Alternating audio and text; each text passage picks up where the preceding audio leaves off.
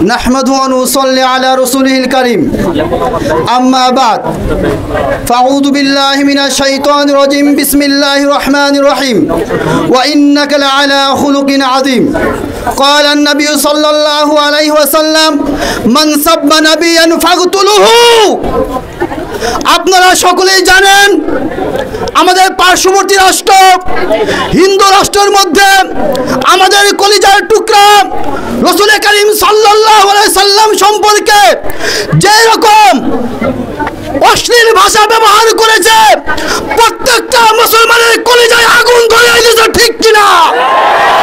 আপনারা জানেন মুসলিম জাতি শরীরে আঘাত করবে, সহ্য করবেন, কিন্তু যদি নবীর সম্মানের উপরে আঘাত করা হয় মুসলমান সেটা সহ্য করবে না। প্রিয় মুসলিম ভাইরা জেনে নাও,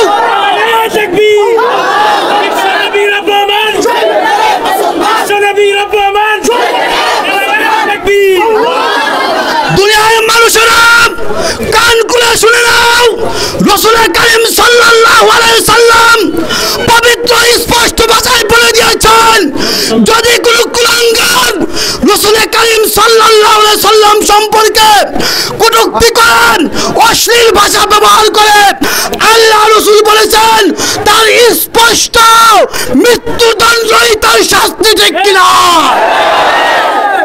আমরা আবার বলতে চাই সব সহ্য করা হবে যদি বাংলার মুসলমানেরা যদি সামান্যতম একটু সময় দিয়ে বলে শাতিমে রসুল যারা আছে তাদেরকে পরিষ্কার করা হোক। আমরা ইমানদার মুসলমানরা আল্লাহর কসম করে বলি 6 ঘন্টার মধ্যে পুরো পৃথিবী থেকে শাতিমে রসুল বিরতি হয়ে যাবে। ওমা আলাইনা ইল্লাল বালাগ।